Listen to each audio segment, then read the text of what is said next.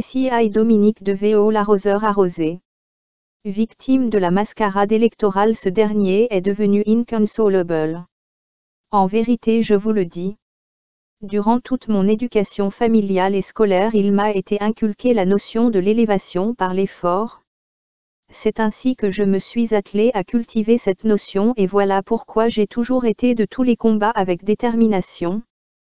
Je n'ai jamais été victime de ce qui s'est passé à EVO pendant les élections législatives.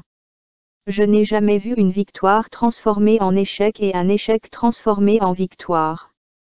Non, ça donne du vertige et ce n'est que dans notre pays que ce genre d'acrobatie est possible. Sur un total de 36 bureaux de vote et sur 4 candidats en compétition, je termine loin devant les 3 autres en réalisant 51,98%, le candidat de PCT 37%, celui de l'UPADS 1% et le dernier, indépendant, 9%. Je me garde de vous donner les parties décimales des différents scores de mes adversaires. Par quelle alchimie électorale le candidat du PCT bien battu dès le premier tour passe de la défaite à la victoire sans gêne? C'est un cauchemar que de réaliser que sur 36 bureaux de vote le candidat du PCT n'est premier que sur 6 bureaux. Le deuxième independent sur 2 bureaux, celui de l'UPADS sur aucun bureau et moi sur 28 bureaux de vote. Comment ce député va-t-il présider aux destinées des populations qui ne l'ont pas élu?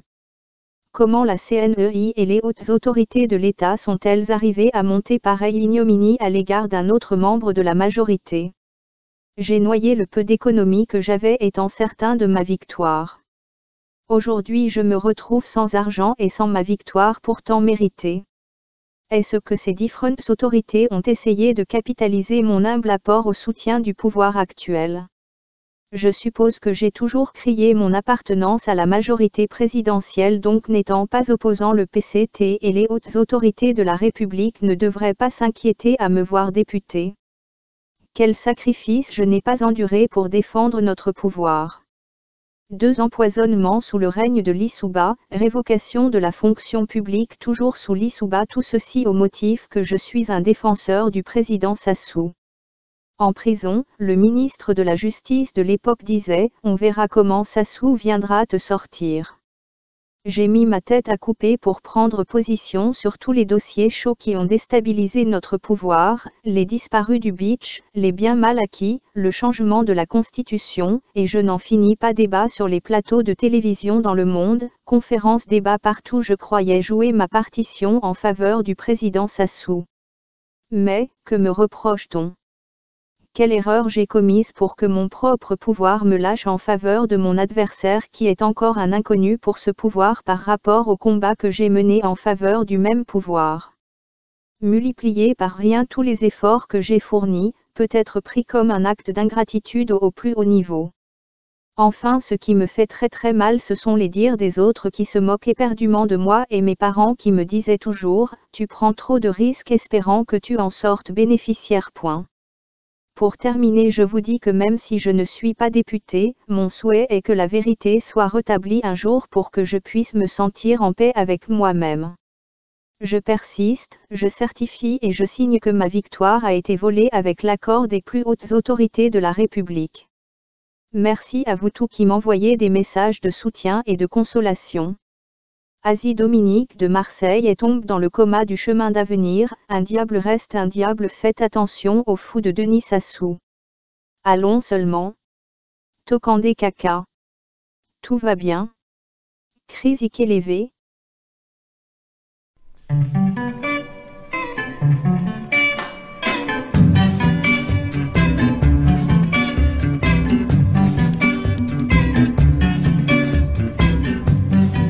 Pona nini likambo soki balobi na yo olingaka kobeta tembe moninga. Pona nini likambo soki bapekisi yo olingaka kobeta tembe moninga. Baoyo bapekisa basuka boye mama. Baoyo bapekisa basuka boye mama. Mwana babota na tembe aumelaka te, kuna babenda singa mama. nalobaki lobi monoko na ngai nganga mokolo tonga ye abotoli tonga ye okotonga na nini ye okotonga na nini ye lobi ozalaki kobeta tolo olobi akokoka te kobotola yo tonga ye lelo bayebisi ye manso osalaka abotoli tonga ye masini etikali polele okotonga na nini ye likambo nalobaki lobi monoko na ngai nganga mokolo tonga ye abotoli tonga ye okotonga na nini ye okotonga na nini ye lobi ozalaki kobeta tolo olobi akokoka te kobotola yo tonga ye lelo bayebisi ye manso osalaka abotoli tonga ye masini etikali polele okotonga na nini ye likambo nalobaki lobi monoko na ngai nganga mokolo tonga ye abotoli tonga ye okotonga na nini ye okotonga na nini ye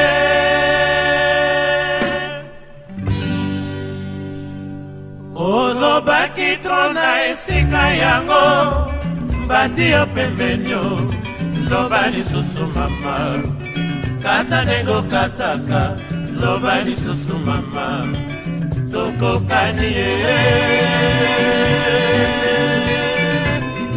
olobaki tro na esika yango bati yo pembeni loba lisusu mama kata ndenge okataka loba lisusu mama tokokani ye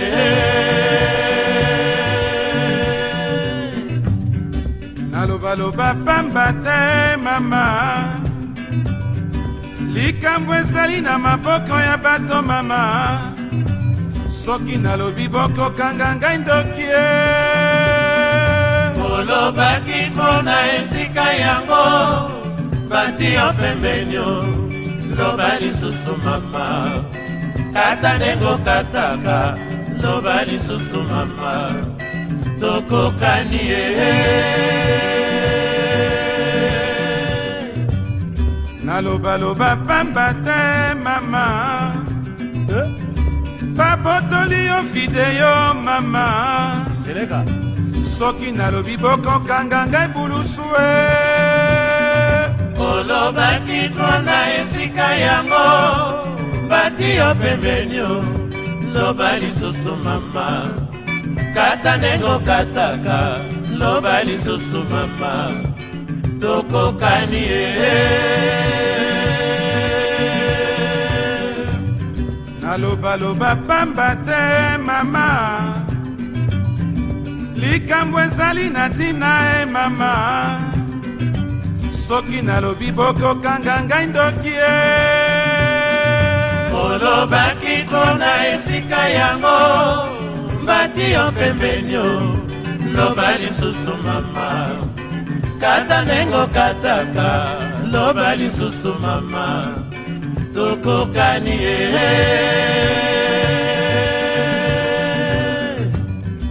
nalobaloba pamba te mama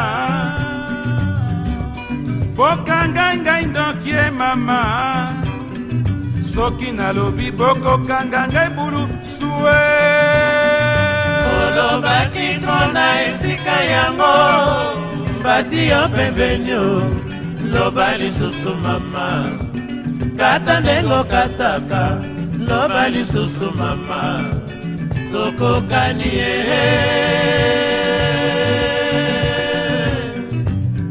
nalobaloba pamba te mama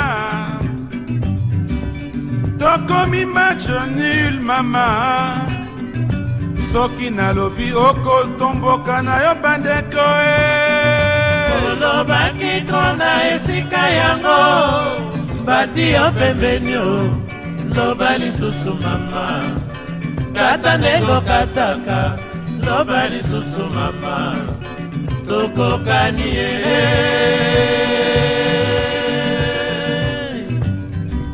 nalobaloba pamba te mama, osongeli ventilateur mama, babotoli yo malivie, olobaki tona esika yango, bati yo pembeni yo, loba lisusu mama, kata ndengo kataka, loba lisusu mama, tokokani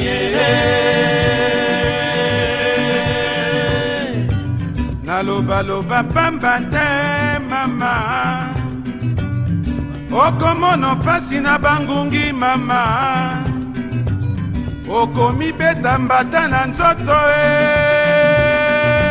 olobaki tona esika yango, bati yo pembeni yo, loba lisusu mama, kata ndengo kataka, loba lisusu mama, tokokani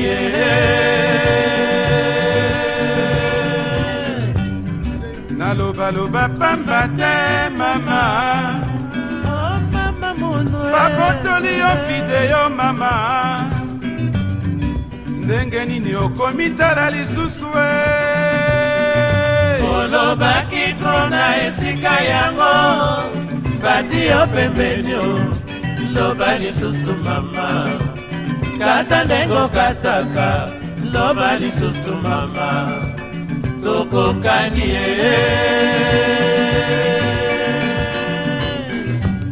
nalobaloba pamba te mama, lakisa ngai fungola mama, oyo ozalaki kopepa olobaki tona esika yango, bati yo pembeni yo, loba lisusu mama, kata ndengo kataka, loba lisusu mama, tokokani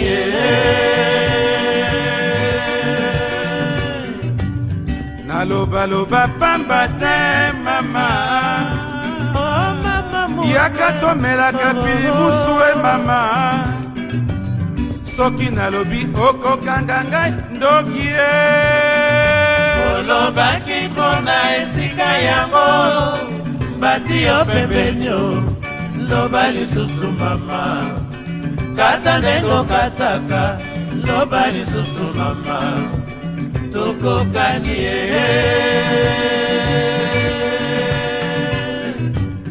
nalobaloba pamba te mama, osongeli mai ya moto mama,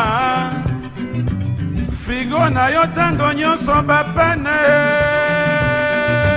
olobaki tona esika yango, bati yo pembeni yo, loba lisusu mama, kata ndengo kataka, loba lisusu mama, tokokani